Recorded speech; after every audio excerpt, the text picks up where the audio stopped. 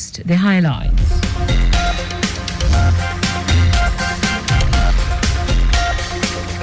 Lagos State Governor pledges support to reconnect black descendants to African roots. Federal government alerts Nigerians to outbreak of anthrax disease in Zamfara State.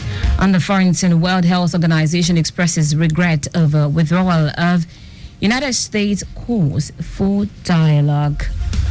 In sport, Super Eagles, 23 other countries contenders to know preliminary group opponents on January 27.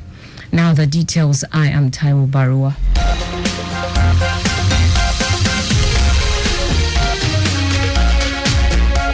Lagos State Governor Babajide Sanwo-Olu has pledged his administration's support for the black descendants in reconnecting with their African roots. Governor Sanwo-Olu stated this when the Chairman, Chief Executive Officer, Nigerians in Diaspora Commissioner Baruwa led the African Ancestry Delegation to pay him a courtesy visit at the Lagos House Ikeja.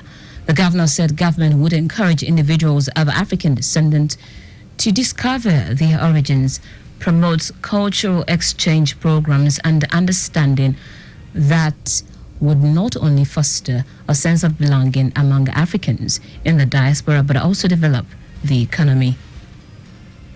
All you need to do is to now take it forward. What are the things? How do I want to connect and reconnect with what I believe in? And I want to say that, indeed, looking at all of you, we're all like brothers and sisters, right? And there is no better connection than knowing fully well that you've got a path somewhere and you just want to connect with that path. And it probably just makes life a lot more complete for you. I want to assure you that we'll work with you. Earlier, the Chairman and Chief Executive Officer Nigerians in Diaspora Commission, who commended the state government for a successful Dirty December event, which attracted fun seekers across the world, noted that the descendants are interested in tracing their genetics back to Africa, invest and return home to their motherland. Dabiri Erewa announced that the permanent door of return will soon be inaugurated in Badagry. And this delegation that our brother called descendants, they've traced where they come from. They are descendants, particularly from Nigeria. And they don't want to just bam. They want to start seeing what home is like.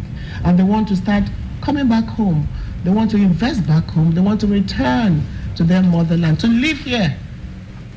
In her remarks, President and founder of GinaAncestry.com, Gina Page, said over 1 million descendants have traced their ancestral roots back to Nigeria, reaffirming their commitment to transforming Nigeria, changing negative narratives and dispelling conspiracy theories, hindering progress. We are representatives of over 1 million black people who have chosen to trace their DNA to find out where they came from. As African Americans, Afro-Caribbeans, Afro-Brazilians, all of us in the diaspora, we're the original victims of identity theft. During the slave trade, we lost our names. We lost our languages. We lost the freedom to honor our ancestors. And our families were continually sold apart. If you don't know your name, can't speak your language, don't know your family, then how can you know who you are? And we want to remember who we are. And away from that story, Lagos State Governor Babajide Sanwo-Olu has described the role of the Nigerian Navy as critical and complementary to all the interventions on security, especially on the waterways and maritime sector. Governor Sanwo-Olu, who said this when he received the new flag officer commanding Western Naval Command, Rear Admiral Mike Omen, at the Lagos House Ikeja, noted that Lagos remains safe because of the collaborations existing among all security agencies in the state. The governor reassured the military of the state government's commitment to supporting their operations and encouraged Omen to ensure that all critical flashpoints are not taken for granted. I want to wish you very, very fruitful, professional time in Lagos. We know that the need of you and your men is critical now because of other parts of the country where we see a lot of riverine and water-related challenge on the economic front. So it's really for all of us to continue to work together, collaboratively, for all of us to continue to share information. The Flag Officer Commanding Western Naval Command, Rear Admiral Mike Oman, described Lagos as the pace setter in terms of security and coordination in its effort at putting structures in place to safeguard the lives and property of residents. I'm here for three major reasons. First and foremost is military tradition. Secondly, I'm here on behalf of the Western Naval Command to thank you most sincerely for the support Lagos State has given the Nigerian Navy over the years. Oman reiterated the commitment of the Western Naval Command to secure the state's waterways and tackle the issues of pipeline vandalism. Members of the Lagos State House of Assembly have called on the state's government to regulate the activities of scavengers in the state in a bid to save lives and protect critical infrastructure. This followed a motion of urgent public importance raised on the floor of the House by Gbolahan Ishawu, representing Itiosa Constituency 2. Ishawu said the activities of scavengers and the stealing of manhole covers, if not swiftly curtailed, will lead to issues such as the destruction of critical road infrastructure, increase in road accident, blocked drainage system, thereby leading to flooding and bringing significant setback in the state infrastructural development effort put in place by the government. He noted that the House has enacted various laws, including the Criminal Law of Lagos State 2015 and Environmental Management Protection Law 2017, to protect and maintain the infrastructure provided by the government across the state. In their contributions, the lawmakers called for the regulation of activities of cart pushers, as well asking community development associations to be alive to their responsibilities by protecting their immediate environment and raising alarms when necessary. The Speaker of the Assembly, Mojisola Miranda, emphasized the need for vigilance in protecting public infrastructure. She urged Lagosians to act as whistleblowers by reporting suspicious activities and called on the government to sensitize the public on waste suppression. I think this is also a call on Loma to sensitize people starting from schools. I see no reason why we should have scavengers on the road. Let them sensitize our people. If we sensitize our people, we should be able to sort our waste. When we have the plastic waste, the perishable things, we should be able to separate them from homes. While the PSP should also up their games by doing their jobs when necessary in order not to encourage cart pushers that end up becoming scavengers. The House, in its resolution, called on Governor Babajide Sanwo-Olu to direct the Ministry of Environment and Water Resources to enforce the provisions of the Environmental Management Protection Law 2017 to ensure that appropriate sanctions are applied against scavenging-related violations and unauthorized cart pushing. Come up with composite materials such as glass reinforced public manhole cover, as these materials have little to no resale value in the scrap market. The lawmakers also stressed the need for the Ministry of Information and Strategy to embark on awareness campaigns to educate the public about the dangers of manhole theft and encourage reporting of suspicious activities. Our correspondent, Abiola Fagbalagun, reports that the House also called on the state government to, as a matter of urgency, replace all the manhole covers that have been removed in order to ensure safety of Lagos residents. The Lagos State Christian Pilgrims Welfare Board has held its screening exercise for the second batch of pilgrims. The The event, which included both administrative and medical evaluations, was aimed at ensuring that all participants are fully prepared for the pilgrimage. Special advisor to the governor on religious matters, Bukola Adeleke, while speaking at the exercise, emphasized the importance of the spiritual journey. Adeleke advised the pilgrims to be exemplary ambassadors for Nigeria and Lagos State during their pilgrimage.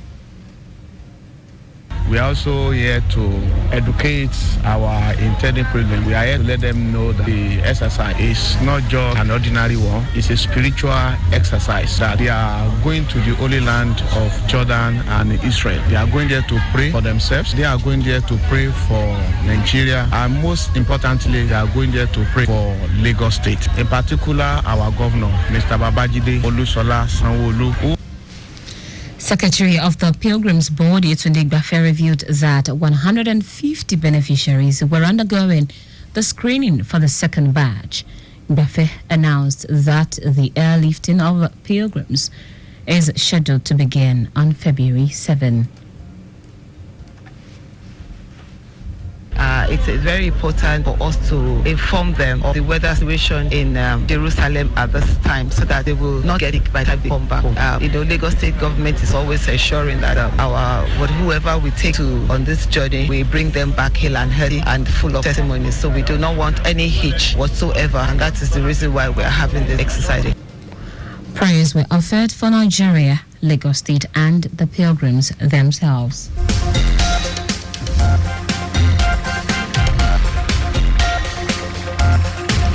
Now to the rest of the stories. The Federal Ministry of Livestock Development has alerted Nigerians to the outbreak of anthrax zoonotic disease in Zamfara State. Director, Information and Public Relations Department in the ministry, Ben Gung, said the outbreak occurred on a farm in Zamfara. According to him, anthrax is an infection caused by bacterium bacillus that can affect warm-blooded animals such as cattle, sheep, goats, horses, and wildlife, as well as humans, with potential high morbidity and mortality.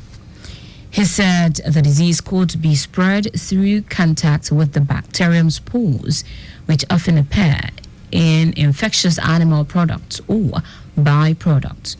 Gong said the symptoms include fever, coughing, vomiting, diarrhea, sore throat, and swollen lymph nodes, headaches, itching, and bleeding from major openings.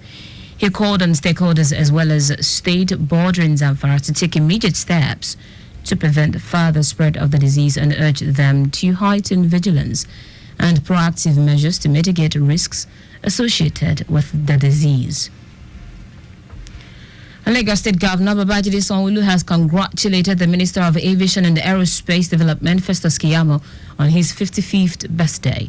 Governor Sanwo-Olu, in a statement issued by his special advisor on media and publicity, Gbega Koshile, described Keyamo as one of the major contributors to the success story of Nigeria's legal profession, human rights, party politics, and governance in the last 3 decades. He said the accomplished and respected human rights activist, lawyer, and seasoned administrator is worth celebrating for his life of consistent commitment to provide to private and public service, having contributed positively to the legal profession, activism, as well as politics, governance, and development of Nigeria. In foreign news, the World Health Organization, WHO, has expressed regret over the announcement that the United States intends to withdraw from the organization. The Global Health body urged the United States to reconsider the decision. WHO made this known in a statement on its X account, emphasizing its critical role in protecting global health, including that of Americans. The organization highlighted its work in addressing the root causes of diseases, strengthening health systems, and responding to health emergencies, often in challenging environments where others cannot operate. It will be recalled that on Monday, President Donald Trump signed an executive order directing the United States to withdraw from WHO. Speaking at the White House shortly after his inauguration, Trump criticized the organization, stating that the U.S. was paying far more than China and declaring World Health ripped U.S. off. This marks the second attempt by the United States to exit the global health body. Meanwhile, the WHO in its statement noted that U.S. participation has been instrumental in shaping global health policies and initiatives, citing joint achievements such as eradicating smallpox and nearly eradicating polio. In sport now, the Super Eagles, along with 23 other contenders, will know the identities of their preliminary group opponents on January 27 as the final draw of the Africa Cup of Nations Morocco 2025 will be held in Rabat. According to the Confederation of African Football, CAF, the draw would be attended by the 24 nations that have qualified for the AFCON 2025. CAF noted that the draw provides the national team with the opportunity to assess the excellent match venues, training facilities, and hotel infrastructure in Morocco. Morocco will be hosting the finals for the first time since 1988, and the North African nation are also co-host of the 2030 FIFA World Cup along with Spain and Portugal. And that's it on the news at 6. But just before we go, maintain adequate distance from the vehicle ahead of you to avoid collision. You can follow us and like all our various social media platforms: X at Traffic Radio 961, Facebook Lagos Traffic Radio 96.1 FM, Instagram Lagos Traffic Radio 961. Subscribe and watch our news and programs live on YouTube at Traffic Radio 961. You can also visit our website www.trafficradio961.ng. Did you know that the Sanwo-Olu administration compensated 263 residents affected by Red Line Rail project's right-of-way? You can get more details on the Lagos State Government website. To end the news, here are the highlights of the major stories. Lagos State Governor Babajide Sanwo-Olu has pledged his administration support for the black descendant in reconnecting with their African roots. The Federal Ministry of Livestock Development has alerted Nigerians to the outbreak of anthrax, a zoonotic disease in Zamfara. We also told you that the World Health Organization, WHO, has expressed regret over the announcement that the United States intends to withdraw from the organization. And finally, in sport, the Super Eagles, along 23 other contenders, will know the identities of their preliminary group opponent on January 27 as the final draw of the Africa Cup of Nations Morocco 2025 will be held in Rabat. For contact with the newsroom, send a message to info@trafficradio961.ng. That ends the news broadcast compiled by Zainab Adebeshi. I am Taiwo Baruwa. Thank you for listening. Good evening.